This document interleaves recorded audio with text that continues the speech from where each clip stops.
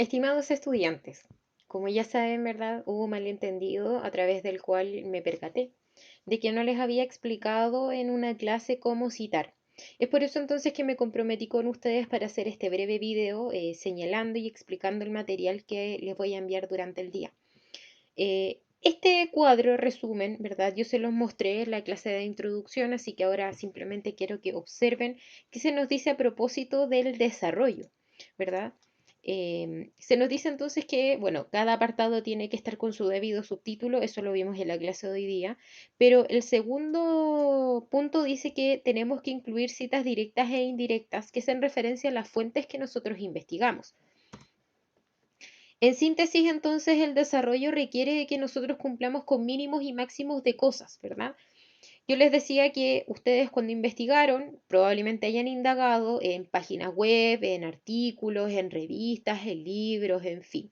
De esa manera, entonces, en el informe, en la parte del desarrollo, se les pide que ustedes tengan al menos 3 fuentes de información distintas.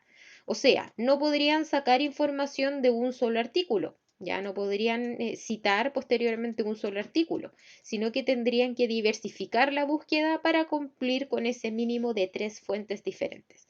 Se espera que sean 3 fuentes porque lo ideal es que utilicen una referencia, una cita para cada tópico. Acuérdense que se les pidieron 3 tópicos derivados del tema. Además, tenían que incluir un elemento visual dentro del desarrollo. Puede ser un gráfico, una tabla, un esquema, una imagen explicativa, siempre y cuando no sea simplemente accesorio para rellenar un espacio, sino que otorgue información que sea añadible, ¿verdad?, a lo que ustedes ya estaban escribiendo. Esto entonces lo vamos a hacer a través de la herramienta citas. ¿Cuál es la importancia de las citas? Citar correctamente o dar crédito, ¿verdad?, a la persona a la que se le ocurrió la idea originalmente, va a ayudarnos a otorgar confianza y veracidad a nuestro propio trabajo. Siempre, por ejemplo, fíjense cuando los expertos hablan de conceptos que no son suyos, señalan a quien originalmente se le ocurrió. Eso es una muestra de humildad, aparte de también estar hablando con la verdad. Esto no se me ocurrió a mí, se le ocurrió a esta otra persona. Además, ofrece una referencia mucho más amplia sobre el tema.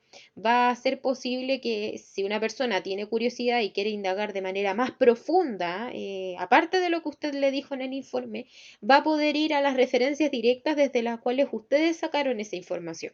Es como lo que pasa con Wikipedia, donde está la página de referencias y los enlaces desde donde originalmente se extrajo el contenido. Y por último, y no menos importante, citar va a ayudar a que evitemos infringir los derechos de autor, que es un delito, y por consiguiente el plagio, que está sancionado con la nota mínima de acuerdo a la normativa de la institución. Existen 2 formas de citar en el formato APA. Ojo, que hay varias formas de citar, APA, Chicago, MLA, ¿ya? Pero en puntual, para trabajos académicos relacionados con la educación superior, se utiliza muy comúnmente APA, que viene de la sigla de la Asociación Moderna de Psicología en inglés, ¿ya? Está la forma directa y la manera indirecta. La cita directa es cuando yo utilizo las mismas palabras del autor, tal cual, ¿cierto? Utilizo las mismas palabras. Quiere decir entonces que yo voy a hacer un copia-pega de alguna oración, ¿verdad? Pero para que no se considere un plagio, porque en definitiva estoy copiando y pegando, yo voy a tener que señalar ciertos elementos sí o sí. Por ejemplo, indicar el apellido del autor en caso de que sea una persona o señalar el nombre de la institución o corporación en el caso de que sea un autor corporativo. No sé, por ejemplo, si estoy citando un documento de la Organización de las Naciones Unidas, que no es una sola persona, tendría que colocar Organización de las Naciones Unidas o ONU. Entre paréntesis también tenemos que colocar el año de la publicación, luego alguna expresión bisagra, ¿verdad?, que sirve para revelar que después va a ir la cita, sostiene que, dijo que, señaló que. Y luego la cita, ¿verdad?, que es este elemento que extraje textual del autor. Siempre tiene que ir entre comillas porque de esa manera yo diferencio mis palabras como escritor de las palabras del experto, ¿verdad? En este caso el ejemplo dice, Paula Carlino 2010 sostiene que los alumnos necesitan leer y escribir para participar activamente y aprender. En este caso entonces, como la cita fue extraída de un libro, nosotros colocamos entre paréntesis al final el número de la página del libro. Pero si ustedes sacaron la información de una página web, como la organización no es por página 1, 2, 3, en ese caso no se coloca nada. Solamente sería apellido o nombre de la institución, entre paréntesis el año, la palabra bisagra y después la cita. Sucede algo similar en caso de que ustedes citen, por ejemplo, a una persona célebre, mundialmente reconocida, por ejemplo, Malala, Gandhi, Barack Obama, en fin. En esos casos se permite que omitamos información como el año en el que se realizó la declaración y la página, solamente colocando el nombre o apellido, la denominación más común de esa persona tan conocida, la palabra bisagra y luego, entre comillas, lo que dijo, con eso bastaría, pero es aplicable solo en esos casos. Ahora, tenemos otra forma de citar, ¿verdad? Que es la indirecta. Dice entonces que uno parafrasea o explica con sus propias palabras la idea original del autor sin cambiar el sentido de esta. ¿Para qué nos va a servir este caso? Sobre todo cuando nos encontremos con un texto demasiado extenso del cual yo puedo rescatar, ¿verdad? Dos o tres cosas. Entonces allí como apliqué mi poder de síntesis y lo voy a señalar con mis propias palabras, con mi vocabulario, pero la idea no es mía, sino que es la idea la saqué de otra parte, igual tengo que dar crédito a la persona. Fíjense, acá uno coloca nuevamente el apellido del autor, entre paréntesis el año de la publicación, después explica qué, pero acá desaparecen las comillas porque no estoy usando la expresión certera del autor. Conservo su idea, pero son mis palabras. Explica que hay una relación directa entre nuestro lenguaje y el conocimiento que tenemos de la realidad y se cierra nuevamente con el número de página porque también fue extraído esto de un libro. Bien, para eso sirven las citas indirectas. Ahora, les quiero mostrar un caso puntual respecto a las citas directas. ¿Qué pasa si la cita, verdad, directa, es decir, copiada y pegada del autor, tiene menos de 40 palabras? Se ve así, ¿verdad? Respeta el mismo orden que les comentaba. Apellido del autor, el año de la publicación, la expresión bisagra, luego las comillas, insertar la cita, ¿verdad? Cierra la comilla y entre paréntesis la página de la que lo saqué. ¿Ya? Acá no se coloca el enlace web, los enlaces se van colocando después al final en la bibliografía, así que igual los tiene que guardar. Pero, ¿qué pasa si la cita directa tiene más de 40 palabras? Si es mucho más extensa, como es el caso de lo que vemos acá abajo. Si ese es el caso, ¿verdad? Fíjense que lo correcto sería colocar con nuestras palabras, ¿verdad? Una pequeña introducción a esta cita grande, según los estudios realizados en el Bosque Nacional del Yunque, indican que, dos puntos, y entrar un poco el texto a través de la sangría. Esto se consigue presionando el tab, esa tecla que está al lado de la Q en el teclado. Así se entra un poco más el texto y pueden escribir de manera separada, ¿verdad? En otro bloque, las palabras del autor.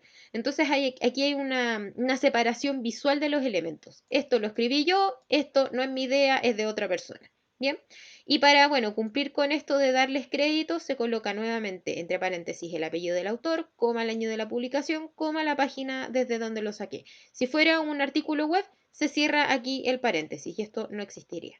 De esa manera entonces uno puede usar las ideas de otra persona sin que se considere un plagio. Como les decía, en el texto lo ideal es que ustedes utilicen una cita para cada tópico. Pueden usar dos para cada tópico, pero no más que eso, porque de lo contrario al final va a haber una predominancia de voces de autores en vez de las de ustedes. Entonces, lo lógico sería que haya más palabras de ustedes que de otros, porque si no, la nota no se las tendría que colocar ustedes. Tendría que ir al experto a colocarle la nota, ¿verdad? El informe es de ustedes, chicos, como grupo. Así se ve la sangría, por si acaso, en el caso de las citas directas de más de 40 palabras, ¿verdad? Este es el cuerpo de lo que nosotros veníamos escribiendo y después se entra un poco más el bloque para colocar con una sangría, ¿verdad? El párrafo más adentro de la cita. Algunas recomendaciones al citar. Acuérdense, ambos tipos de cita, sea directa o indirecta, requiere de que nosotros conozcamos al autor, ya sea corporativo o no.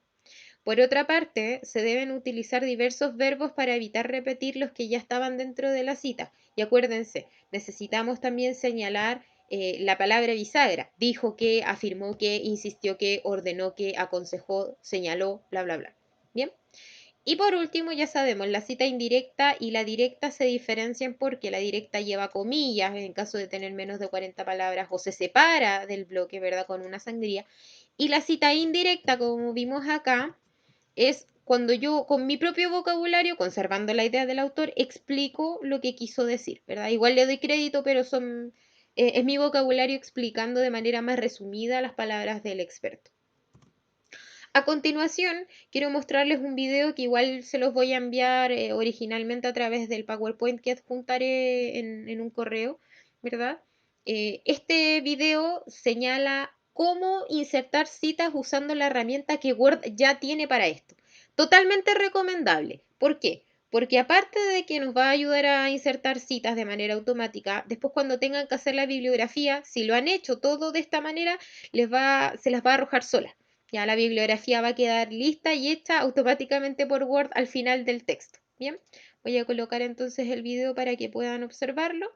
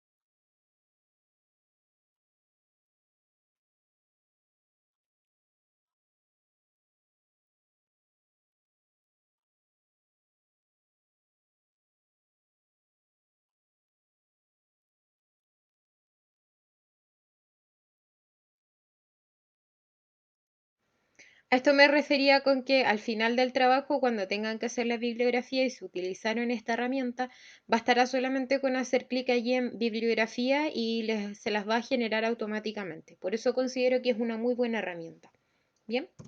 Y bueno, les dejo un recurso extra en el caso de que quieran saber un poco más acerca del estilo APA. Es un video que es bastante extenso, pero el enlace va a estar acá abajo em, en el PowerPoint que les voy a adjuntar. Bien, entonces ya sabiendo citar y ya sabiendo, ¿verdad?, cuál es la estructura que tiene que tener el desarrollo, espero que puedan avanzar y presentar estos mismos avances durante el próximo lunes, ¿cierto?, de la semana siguiente. Eh, Acuérdense, tienen hasta las 23:59 para subir los avances y yo el martes en la mañana, bien temprano, antes de nuestra sesión a las 8:30, voy a estar haciendo los comentarios y sugerencias necesarios. Ah, y también finalicé ya la revisión de la introducción para que ustedes puedan también allí ver las sugerencias que les hice para los cambios. Cualquier duda me avisan por correo.